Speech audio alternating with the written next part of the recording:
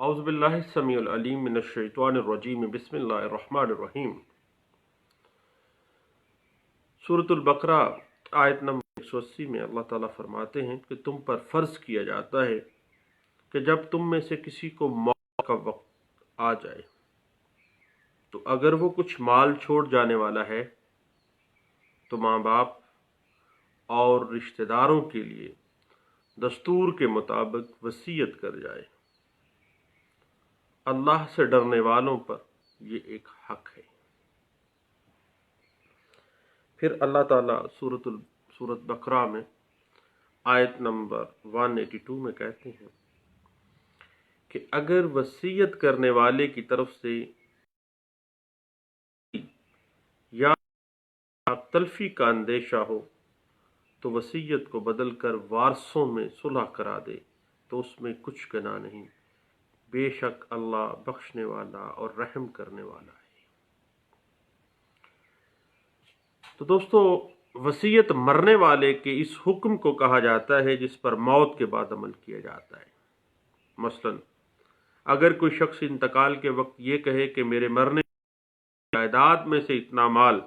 یا اتنی زمین فلاں شخص، اتنی ادارہ، فلاں مسافر خانہ، یتیم خانہ، فلاں ادارہ اس کو دے دی جائے تو اس کا یہ حکم وصیت کہلاتا ہے۔ یاد رکھیے گا کہ وصیت کو دو گواہان کی موجودگی میں تحریر کرنا چاہیے تاکہ پیدا نہ ہو۔ اسلامک لا میں ایک باقاعدہ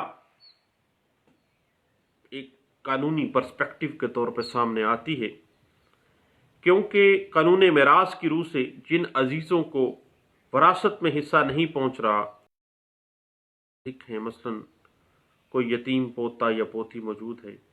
یا کسی بیٹے کی بیوہ بھائی دوسرا عزیز سہارے کا محتاج ہے، تو وصیت کے ذریعے اس شخص کی مدد کی جائے یا نہ کرنا، دونوں اگرچہ جائز ہیں۔ لیکن بعض اوقات انسانی زندگی میں ایسے کہ جس میں وصیت کرنا نہ کرنے سے زیادہ بہتر ہوتا ہے، اور 1/3 جائیداد میں وصیت کا نافذ کرنا وارثوں پر واجب ہے۔ مثلا اگر کسی شخص کے کفن دفن کے اخراجات اور دیگر واجبی حق و حقوق اور قرض کی ادائیگی کے بعد 9 لاکھ روپے کی فرض کریں جائیداد بچتی ہے، 3 لاکھ روپے تک وصیت نافذ کرنا وارثان کے لیے ضروری ہے کہ اگر اس نے اگر چھوڑنے والے نے کوئی وصیت کی ہے تو 1/3 تک وصیت جو ہے وارثان کے لیے وہ بھی ضروری ہے۔ سے زیادہ وصیت نافذ کرنے یا نہ کرنے میں وارثان جو باقی رہ گئے ہیں ان کے پاس اختیار ہے کہ وہ رضامندی دیں تو 1/3 سے زیادہ، ادروائز نہ دیں تو نہیں ہو سکتا۔ یاد رکھیے گا کہ کسی وارث یا تمام وارثان کو محروم کرنے کے لیے اگر کوئی شخص وصیت کر دیتا ہے تو یہ گناہ کبیرہ ہے، اور خاص طور پہ ہم پنجاب پرسپیکٹو میں دیکھتے ہیں کہ جب لوگ لڑتے ہیں تو پھر دوسرے لوگوں اپنے وارثان کو محروم کر کے دوسروں کے نام پہ وصیت کر جاتے ہیں، اور بلکہ ہبہ تو عام یہاں پہ ہم دیکھتے ہیں۔ اللہ کے نبی صلی اللہ علیہ وسلم فرماتے ہیں کہ جس شخص نے کسی وارث کو وراثت سے محروم کیا تو جنت سے محروم رکھے گا۔ ابن ماجہ اور بہقی میں یہ روایت آتی ہے۔ یاد رکھیے گا کہ وراثت، جائیداد یا رقم کی تقسیم صرف اور صرف وراثت کے قانون کے اعتبار سے ہوتی ہے، اور ابتدائی اسلام کے اندر جب تک وراثت کے حصے مقرر نہیں، وارثوں کے حصے وصیت کے ذریعے مقرر کرتا تھا، اور اسلام ایک کوڈ آف لائف ہے، اس نے باقاعدہ اللہ نے حصے مقرر کر دیے تاکہ اس کے مرنے کے بعد نہ تو خاندان میں کوئی جھگڑا پیدا ہو، نہ ہی خاندان کے کسی شخص کا کوئی حق مارا جائے، اور نہ ہی کوئی وراثت سے محروم ہو۔ لیکن بعد میں تقسیم وراثت کے لیے اللہ نے خود اصول و ضوابط بنائے ہیں جن کا ذکر آپ کو پتہ ہے کہ سورۃ النساء میں اللہ نے کر دیا ہے۔ پھر وصیت کا وجوب ختم ہو گیا، البتہ دو بنیادی شرائط کے ساتھ اس کا استحباب باقی رہا ہے۔ مثلا پہلی بات یہ ہے کہ جو معین حصہ پا رہا ہے اس کے لیے وصیت نہیں کی جا سکتی، مثلا ماں ہے، باپ ہے، بیوی ہے، شوہر ہے، اولاد ہے، جیسا کہ رسول اللہ صلی اللہ علیہ وسلم نے حجۃ الوداع کے موقع پر فرمایا تھا کہ اللہ نے ہر وارث کے لیے، اب کسی وارث کے لیے وصیت کرنا جائز نہیں ہے۔ اللہ کے نبی صلی اللہ علیہ وسلم نے حجۃ الوداع کے موقع پر، جو کہ ترمذی کے اندر باب ما جاء الوصی الوارث جو ہے اس میں نقل کیا گیا ہے۔ حضرت عبداللہ بن عباس رضی اللہ عنہ کی حدیث میں مزید اس بات کی وضاحت موجود ہے کہ میراث کے ان لوگوں کی وصیت کو منسوخ کر دیا گیا جن کا میراث میں حصہ مقرر ہے۔ دوسرے رشتہ دار جن کا میراث میں حصہ نہیں ہے ان کے لیے وصیت کا حکم اب بھی باقی ہے۔ دوسری جو بات ہے وہ ذہن میں رکھیے گا کہ وصیت کا نفاذ زیادہ سے زیادہ ترکے کے 1/3 پر نفاذ پر راضی ہو جائے۔ 1/3 سے اوپر جانا ہے تو تمام وارثان کا راضی ہونا لازم ہے، اور اس بات کے اوپر امت محمدی صلی اللہ علیہ وسلم کا اجماع ہے کہ جن رشتہ داروں کا میراث میں کوئی حصہ مقرر نہیں ہے اب ان کے لیے وصیت کرنا فرض یا لازم نہیں ہے، کیونکہ فرضیت وصیت کا حکم تو منسوخ ہو گیا ہے۔ یہ بات تفسیر جسائس، تفسیر قرطبی جو ہے اس کے اندر نقل کیا گیا اور واضح کیا گیا کہ بشرط ضرورت وصیت کرنا مستحب ہے اور لازمی فرض کے زمرے میں یہ نہیں آتا ہے۔ اب ہم وصیت کی مشروعیت قرآن کریم کے اندر سے ہم دیکھتے ہیں کہ سب سے پہلے بات آ جاتی ہے، اللہ تعالیٰ ارشاد فرماتے ہیں سورۃ البقرہ آیت نمبر 281 کے اندر، اللہ فرماتے ہیں کہ تم پر فرض کیا گیا ہے کہ اگر تم میں سے کوئی اپنے پیچھے مال چھوڑ کر جانے والا ہے تو جب اس کی موت کا وقت قریب آ جائے اور اپنے والدین اور قریبی رشتہ داروں کے حق میں دستور کے مطابق وصیت کرے۔ یہ متقی لوگوں کا، اور پھر اللہ کہتے ہیں کہ پھر جو شخص، یہ آیت نمبر 180 ہے اور اس کے بعد 182 میں اللہ تعالیٰ فرماتے ہیں کہ جو شخص وصیت سننے کے بعد اس میں کوئی تبدیلی کرے گا تو اس کا گناہ ان لوگوں پر ہوگا جو ان میں اس کے اندر تبدیلی کریں گے۔ یقین رکھو کہ اللہ سب کچھ سننے والا ہے۔ ہاں، اگر کسی شخص کو یہ اندیشہ ہے کہ کوئی وصیت کرنے والا بے جا طرفداری یا گناہ کا ارتکاب کر رہا ہے، کسی کو محروم کر رہا ہے، کسی کو زیادہ نواز رہا ہے، لڑائی جھگڑے کا اتفاق ہے، تو پھر مفہوم یہ ہے سورۃ البقرہ کا کہ وہ متعلقہ شخصوں کے درمیان صلح کرا دے اور اس میں کوئی تبدیلی کر دیتا ہے تو اس میں کوئی گناہ نہیں ہے، کیونکہ بخشنے والا اور بڑا مہربان ہے۔ اب بات ایک اہم ہے کہ وصیت کا لازم اور فرض ہونا، یہ حکم اس زمانے میں دیا گیا جبکہ وراثت کے احکامات ابھی سورۃ النساء میں بعد میں نازل ہوئے ہیں۔ اللہ نے وصیت کا حکم بتدریج نازل فرمایا۔ یہ جو آیات سورۃ البقرہ کی 180 اور 182 ہیں، یہ وصیت کی فرضیت کا حکم جو ہے ان آیات میں منسوخ ہو گیا، البتہ ول کرنا، کسی بات کی وصیت کرنا مستحب قرار پایا ہے۔ پھر اللہ نے سورۃ کے حصے متعین کے حوالے سے ذکر فرما دیا اور بے شمار دفعہ اس قانون کا ذکر آ گیا ہے،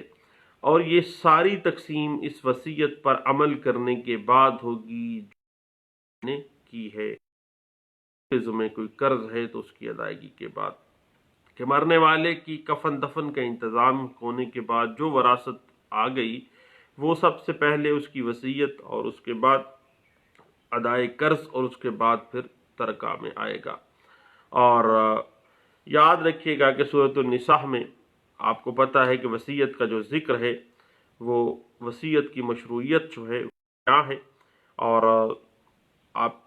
हिस्से अल्लाह ने मुकर्रर कर दिए हैं। और उसके अलावा सूरतुल माइदा के अंदर आप देखते हैं आयत नंबर 201 है, 102 है, आयत नंबर 102 सूरतुल में अल्लाह कहते हैं, ए ईमान वालो, जब तुम में से कोई मरने के करीब हो करते वक्त आपस के मामलात तय करने के लिए गवाह बनाने का तरीका ये है कि तुम में से जो दयानतदार आदमी हो जो तुम्हारी वसीयत के गवाह बने, या अगर तुम ज़मीन में तुम्हें आ जाए तो गैर मुस्लिमों में से वो दो शख्स जो मुनासिब हों वो हो सकते हैं। और इस आयत में अल्लाह ने इरशाद सफ़र में भी वसीयत की जा सकती है, और वसीयत करते वक्त दो इमानतदार अशखास को गवाह भी बना लिया करो ताकि बाद में किसी किस्म का कोई इख्तलाफ बाकी ना रहे। अगर हम वसीयत हदीस नबवी से देखें तो हज़रत अब्दुल्ला बिन उमर रज़ी अल्लाह अन्हु से रवायत है, सल्लल्लाहु अलैहि वसल्लम ने फरमाया, जिस किसी मुसलमान के लिए जिसके पास वसीयत के काबिल कोई चीज़ हो, ये दुरुस्त नहीं है कि वो रात में दो रात भी वसीयत को लिख कर अपने पास महफूज किए बगैर गुजार दे, यानी 2 रातें भी अपने वसीयत करनी चाहिए। किताबुल वसिया में ये रवायत नकल की, मुस्लिम किताबुल वसाया और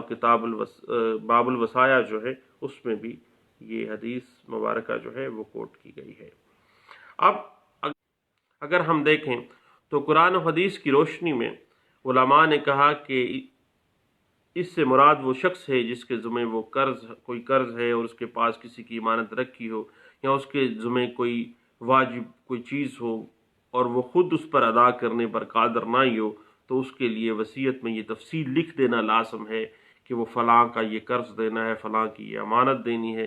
आम आदमी के लिए वसीयत लिखना ज़रूरी नहीं बल्कि मुस्तहिब है, अल्लाह इस बात को पसंद फरमाते हैं। तो उलमा इस बात पे दलील करते हैं। और अगर हम वसीयत की मशरूइयत अजमाए उम्मत से देखना चाहें तो पूरी उम्मत मुस्लिमा का वसीयत के जवाज़ पर इजमा है, जैसे कि अल्लामा इब्ने क़य्यम ने अपनी किताब अल-मग़ना में वसीयत के जवाज़ पर अजमाए उम्मा का जिक्र किया है कि ज़रूरी नहीं है बल्कि मुस्तहिब में आता है। अब अगर हम एक बड़ी टेक्निकल सी बात है कि वसीयत की हिकमत अगर हम देखना चाहें तो वसीयत की हिकमतों में से ये भी एक हिकमत है कि इंसान के इंतकाल के बाद वरासत कराबत की बिना पर तकसीम होती है, ना कि ज़रूरत के पेश नज़र। यानी जो मैयत से जितना ज़्यादा करीब होगा उसको ज़्यादा हिस्सा मिलेगा, ख्वाह दूसरे रिश्तेदार ज़्यादा गरीबी क्यों ना हो। लेकिन शरीयत इस्लामिया ने इंसान को ये तरगीब दी है कि अगर कोई शख्स अपने रिश्तेदारों में से किसी को मदद के लिए मुस्तहिक पाता है और उसको मिरास में हिस्सा नहीं मिल रहा, तो उसके लिए 1/3 माल तक ऐसे लोगों के लिए वसीयत कर सकता है। मसलन किसी शख्स के किसी बेटे का इंतकाल हो गया है, पोता पोती हयात हैं, और इंसान को चाहिए कि वो अपनी जायदाद में से 1/3 माल तक अपने यतीम पोते पोतियों को वसीयत कर जाए, बेवा को वसीयत कर जाए। अल्लाह ने सूरत निसा में इस बात की भी तरगीब दी है। अब अगर हम वसीयत की मुख्तलिफ फॉर्म्स के अंदर आ जाएं तो अगर किसी शख्स का कर्ज है तो उसकी वसीयत करना वाजिब है। अगर ज़िंदगी में हज की फ़र्ज़ियत की अदायगी नहीं हो सकी तो हज बदल के लिए वसीयत करना वाजिब में आ जाता है। और अगर ज़कात फ़र्ज़ थी अदा नहीं हो सकी, उसकी अदायगी की वसीयत करना वाजिब में अजमाए उम्मत है इस पे। और अगर रोज़े नहीं रख सका तो बदले में सदका देना या बदली रोज़ा सदका अदा करने की वसीयत करना जो है वो भी वाजिब है। और अगर कोई करीबी रिश्ता वसीयत के कानून के मुताबिक वरासत में हिस्सा नहीं पा रहा, मसलन यतीम पोते पोती का हिस्सा है और उन्हें शदीद ज़रूरत भी है, تو وصیت کرنا واجب تو نہیں، لیکن اسے اپنے اس یتیم پوتے پوتی کا خیال رکھنا چاہیے۔ اور بعض علماء نے تو یہاں تک بھی کہا کہ ایسے معاملات میں ان یتیم پوتا پوتی کو وصیت کر جانا 1/3 تک، یہ بھی واجب کے زمرے میں آتا ہے۔ اور جہاں تک ہم دیکھیں تو یہ ایک مستحب وصیت ہے، اور شریعت اسلامی نے ہر شخص کو یہ اختیار دیا ہے کہ وہ اپنے مال میں سے 1/3 کی کسی بھی ضرورت مند شخص، کسی مدرسے کو، کسی مسجد کو، کسی مسافر خانہ، کسی یتیم خانے، کسی بھی ادارے کو، فلاحی کام کرنے والا کوئی بھی ادارہ، اس کو وصیت کر جائے تاکہ اس کے لیے صدقہ جاریہ بن جائے اور اس کو مرنے کے بعد بھی اس کا ثواب ملتا رہے۔ اس کے بعد بات آ جاتی ہے لیگل پوائنٹس کی۔ تو لیگل پوائنٹس میں یاد رکھیے گا کہ تمام جائیداد کبھی بھی وصیت میں آپ کبھی بھی نہیں کر سکتے ہیں، بلکہ میکسیمم 1/3 تک کی وصیت کرنا ہوتا ہے۔ اور اگر آپ تمام جائیداد کو وصیت کی طرف لے کے جائیں گے تو ایسا کرنا اسلامک ڈاکٹرائنز کے خلاف ہے، اور خلاف اسلام اس کو تصور کیا جائے گا۔ اور اس بات کو انٹرپریٹ کیا گیا تھا 2017 CLC پیج 664 میں۔ اور یاد رکھیے گا کہ بذریعہ وصیت جائیداد کے 1/3 حصے سے زائد کی وصیت جو ہے وہ پرابلمز کریٹ کر دیتی ہے، صرف اور صرف تبھی ممکن ہے اگر دوسرے وارثان اس پہ رضامند ہو جائیں۔ اس بات کو انٹرپریٹ کیا گیا تھا 2017 CLC پیج 666 میں۔ اور دیگر شرعی وارثان کی رضامندی سے جائیداد کا 1/3 سے زائد حصہ پھر وصیت کیا جا سکتا ہے۔ اور اس بات کو سندھ ہائی کورٹ نے بڑے اچھے انداز سے انٹرپریٹ بھی کیا تھا، PLD 2017 Sindh high court page 309 میں اس بات کو انٹرپریٹ کیا تھا۔ اب ہم جو کانسیپٹ آف ول ہے، وصیت کا جو کانسیپٹ ہے اسلامک لا کے اندر، اس کو پاکستانی ہائر کورٹس کی کیس لاز اور جو مختلف ججمنٹس پاس ہوئی ہیں اس کے تناظر میں ہم ڈسکس کریں گے۔ اور یہ چونکہ ایک واسٹ سبجیکٹ ہے، اور میں سمجھتا ہوں کہ اس پہ ایک ہی دفعہ 1 گھنٹہ 1.5 گھنٹہ تو ہم دے نہیں سکیں گے، آپ بھی بور ہو جائیں گے اور میں بیٹھا بیٹھا بھی تھک جاؤں گا۔ تو اس وجہ سے بہتر ہے کہ اس کو 1-2 نشستوں میں ہم مکمل کریں گے۔ دعاؤں میں یاد رکھیے گا۔ Thank you. اللہ حافظ۔